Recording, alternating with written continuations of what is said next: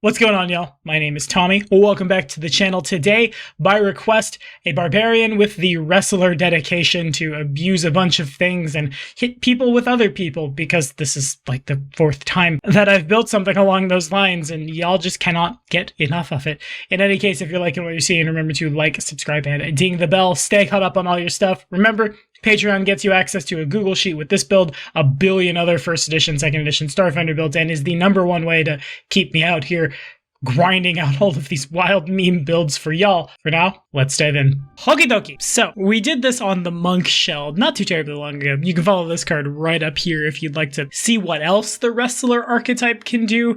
It can do so much. It's the fucking coolest thing. Hey, Michael, I saw your comment, BT dubs, on the Monk video, and hell yeah, you have made the best thing in the world, or one of them anyway, and we all heckin' appreciate you. Whereas that build wanted to quietly take down foes in more of a big over-the-top, I'm going to punch you when you're flat-footed kind of thing, the Barbarian shell would much rather just get real angry and then do a lot of damage to things we don't want to exist anymore. This build also has a lot of really unique synergy. The thing I love about second edition the most, I think, is those moments when I'm trying to build a cool thing and I'm like, no, wait, can't I? 1 + 2 = yeah, I could do that in a full turn. Wait, how's this weird thing work? Oh, right, it doesn't super work into a Angie, and then find a way to make it work with magic. Basically, I've told you my coolest thing about this. That's the clickbait Twitter post right there. I'm rambling. Down to brass tacks today. Of course, we're going to be building using free archetype. If your GM's not using it, here's a video you can follow about why you should. It's really cool. If you don't want to watch mine, I'm guessing the community has a lot of them out there. We're building on an Achilles today of the Frilled Persuasion, because threatening approach is really dope. It's sudden charge, but you yell at them, which, because we'll be making attack rolls and skill checks and things, a debuff before we punch someone in the face or try to get them in a chokehold. Yeah, no, that's exactly what we want to do. The Achilles stat block looks real nice for that thing we want to get up to, being angry and preferably not being mind controlled while doing so. Our Barbarian's instinct will, of course, be the giant instinct. You saw that coming a mile away, I'm sure. Since we probably won't be beating people up with other people a lot with this concept, the instinct ability and its specializations fall off a little bit. However, having the ability to become very large in-house is really helpful when we need to grapple the sentient house that's trying to consume the wizard. Megafauna Hunter will cut it for the background. Anything with Titan Wrestler, basically, for that same thing, just so you're not immediately turned off from the cool thing you want to do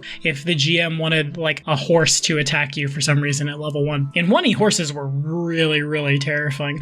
I digress. For our ability scores, we're looking at a strength of 18. We want to be big and chonky, a charisma of 16 for reasons we'll get into later, and also to be good at yelling. Everything remaining that is not intelligence at 12, leave the int at 8. Don't really need it. It'll be fine. Let the investigator, alchemist, wizard, and magus and witch, yeah, that's all the base classes, I think. Let all of them figure out the problems, and they'll point you at the thing they'd like you to make not exist anymore. For our class feats out the gate, we'll grab Raging Intimidation, so we can yell at people while we're angry. Wild. This also gets us Intimidating Glare, which isn't super helpful for us, and Scare to Death, which might theoretically be as soon as we qualify for them without filling up the skill feats that we want to spend on other things. At level 2, we'll grab No Escape, probably my favorite reaction in the game. I'm biased, I use this as a GM a lot when I really want to chase down people. As a reaction, when a foe within your reach, which will be very large, pun not intended, tries to move away from you, you stride up to your speed, following after them and keeping them in your reach until it stops moving or you've run out of your move speed. Alongside this, the Wrestler dedication, which got you Titan Wrestler at level 2.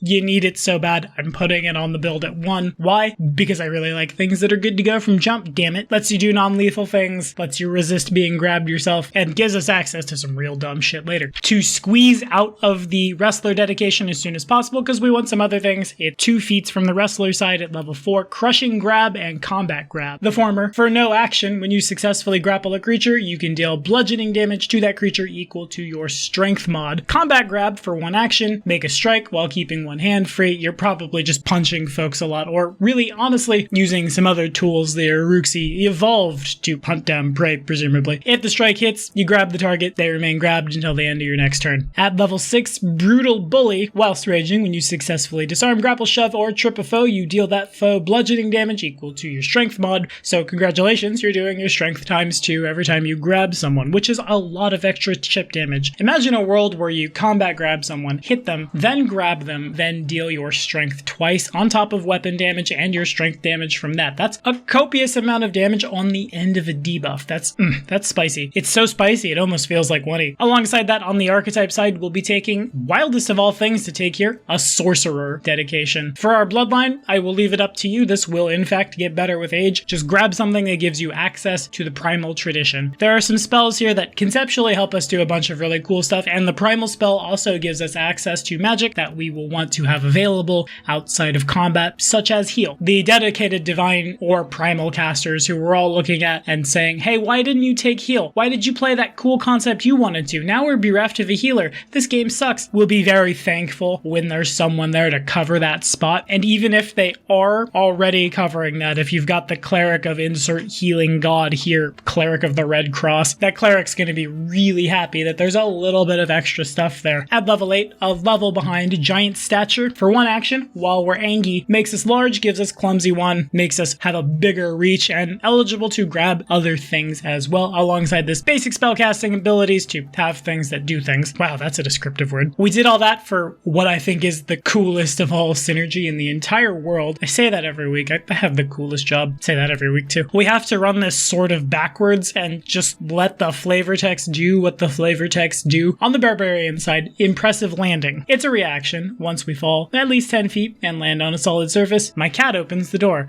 It's 2 o'clock in the morning as I'm recording this. That scared the shit out of me. Yes, hello, little one. You punch the ground. You treat the ground as if it were 10 feet higher than it was when you started rocketing towards the surface. Oh my gosh, you're right, Achilles. You land on your feet. Yes, little one. All adjacent spaces become difficult terrain, and creatures in those spaces when you land take 5 bludgeoning damage as the debris hits them, and they're flat-footed till the start of your next turn. On the wrestler side, for 2 actions, aerial pile driver. If you have a creature grabbed or restrained, I bet you did, you heave both you and they into the air, then slam into the ground. You make an unarmed melee strike against the creature you have grabbed or restrained. It does a d6 of additional damage per weapon dice. Huzzah. On a success, they land prone. On a failure, you lose your grip on the target. They're no longer grabbed or restrained by you. On a crit fail, you lose both your grip on that target and your balance. You fall prone. Your target escapes. Combat grab will let us hold on to them for a while, as in until the end of your next turn, which means then for 2 actions, we can do this. Then mechanically, for 1 action afterwards, because it has the move trait and is only a somatic component, so doesn't require concentration and can be cast while raging. Wild. Cast jump. This will throw us 30 feet into the fucking air, which then will qualify for that reaction when we slam into the ground, allowing us to make someone prone. If they stand up, they're flat-footed to the squad, take damage on top of the extra damage we did from punching them. Secret sauce icing on the cake here, our ancestry feat at level 9, terrain advantage, says that non-Eruxian difficult terrain are flat-footed to you, which means if they stand up, unless they're the same species as you, they continue to be debuffed, making it easier for you to grab them and loop the process. You know, I said you probably shouldn't worry too much about the bloodline. I lied. You're definitely a fire elemental bloodline, so you can just Charizard seismic toss everybody. That shit's spicy. It's at this point that I consider the build to be functionally done. Everything from here is either icing or just logical next steps that you would take for what we've built, like for example at level 12 Titan stature. Now we're huge. Now we're heckin' big boys, heckin' big girls, heckin' big non-binary friends who are gonna grab spawns of Rovagug and fucking yeet them into the city. Don't tell the mayor, convince them that it was someone other than you. You don't want to pay the damages. Bloodline breadth will allow us to have a little bit of extra spells so we can loop the loop more, and then also do other fun things as well. At level 14, embrace the pain for all of you who saw you were playing a lizard, but actually wanted to play an orc to embrace your Uruk-hai Lurtz fantasy of grabbing the sword and pulling it in. As a reaction, when you are damaged by a melee attack, attempt an athletics check to grapple the triggering creature or to disarm them. Don't disarm them, you're not a swashbuckler. This makes the loop then go again faster, and is probably goddamn intimidating when someone swings a sword at you, cuts you, then you just lean in. Ugh, I hate that. I love that, actually, but I also hate that. God. We'll get the expert spellcasting benefits here for more magic. Then, as if we weren't fucking reaction hungry enough, at level 16 it's a fighter dedication, so we then can on the archetype feat side qualify for attack of opportunity. Why? We've got a gigantic fucking threat range. Let's use it to harm people. Right? It only makes sense. We're making a lot of difficult terrain when we slam into the ground. Even a turn later when we get our reaction back, I bet folks are gonna have to be moving through that. They're probably not stepping either. Someone called the Black Eyed Peas. This feat is 2000 and late at level 18. God, my age is showing.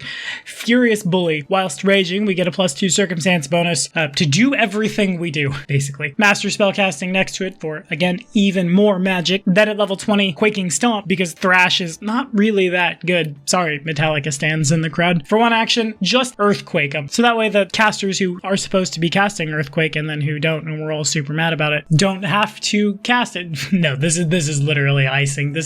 And also I want to fuck up every building, not just your spine when I slam you into the ground. It's spicy. Then on the archetype feat side, Combat Reflexes, because this build is reaction hungry, having an extra reaction for attack of opportunity at the end of the game. If you made it this far, why not? On the skill feat side, again, I oft say it's largely up to you. Titan Wrestler, obviously very staple. Intimidating Prowess, because we're real strong, helps compensate for our lack of charisma. Catfall helps for our blatant disregard of gravity. The intimidation feats come mostly for free. In a world where you stick a scare to death, that's hilarious. And when you do, please do it after you caught someone's sword with your hand, cut yourself, grabbed them, and then said, no, you, and then they exploded. For the general feats, because they're real easy, Toughness, then Die Hard, then Incredible Initiative, then Fleet, then Numb to Death, because you probably died. Let's be real, people are targeting you. You're making a fucking scene. The Ancestry feats are where the fun stuff happens. At level 1, Sharp Fangs gives us a Fangs unarmed attack that does a d8 of piercing damage. It's our staple, and who doesn't like the mental image of I'm gonna grab you, I'm gonna restrain you, then I'm gonna rip a hole. Well, wait, it's piercing damage.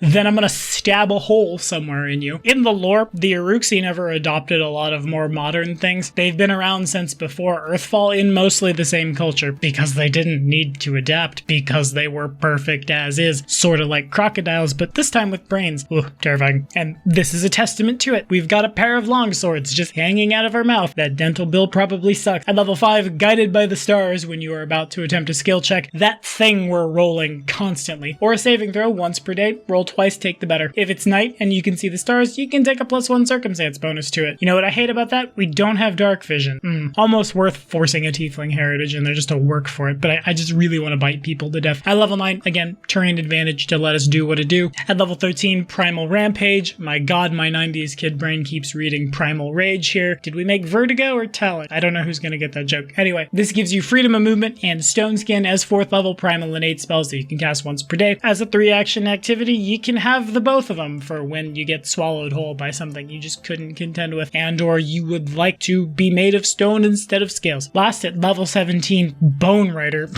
What? My god, who let that one go past editing? That is what she said. Lets you cast Mask of Terror on yourself as a primal innate spell once per day. When you do, you look like a skeletal version of your ancestors. That spell's actually really cool. For 1 minute, when creatures attempt hostile actions against you, I'm gonna assume escaping a grapple is a hostile action. Said creature must make a will save. On a failure, a creature becomes frightened too before using their action. On a crit fail, they become frightened too, and you just hang on to them. Rude. I hate it. For our key items, the armbands of athleticism will make us good at athletic things. Who fucking thought you'd see that coming? Titan's Grasp eventually once we get those sweet apex items. If you successfully grapple an enemy that's at least one size category larger than you, you deal bludgeoning damage equal to your strength modifier. Huh, where have I heard that before? Twice over. Whack. And then 2d6 more if you get a crit success. Anyway, around it before we wrap this one up really quickly for our spells. There's a very wide list you can pull from. The primal list is likely evermore one of my favorites. Hashtag Green Faith. Eventually heightening this one to level 2, Longstrider gives us for 8 hours a +10 status bonus to our speed. Real good when we're chasing people down, screaming at them, or running at them, screaming at them.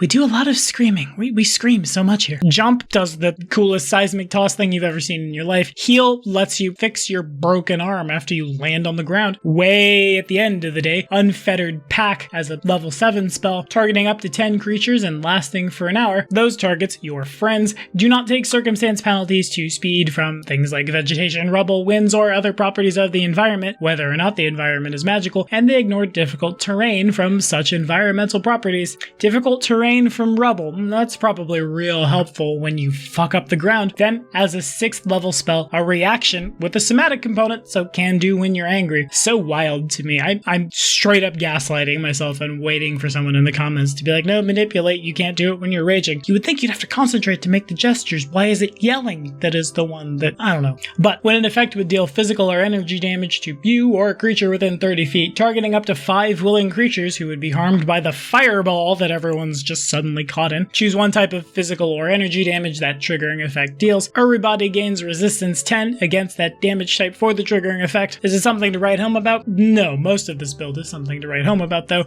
and this is just a little extra padding. It's so wild to me that I have built a barbarian who wants to grapple things that feels like it can just go so wide and do whatever it is that the party needs on top of just the sheer amount of damage, which is like my favorite thing about 2nd edition optimization, rather than here's a shitload of numbers, look how fast I'm gonna murder gods in 6 seconds. It's more, how many bases can I cover? How much can I make this car do? And also seemingly do well. It's spicy. I really like it. It fills a lot of niches and breaks a lot of backs. But that is all the time I have for this. What do y'all think? Have we played it? Are we GMing for it? I'm partially GMing for this in Fists of the Ruby Phoenix, which is shaping up to be a blast. But let me know your thoughts in the comments. As always, thank y'all so much for watching. We'll see you next time.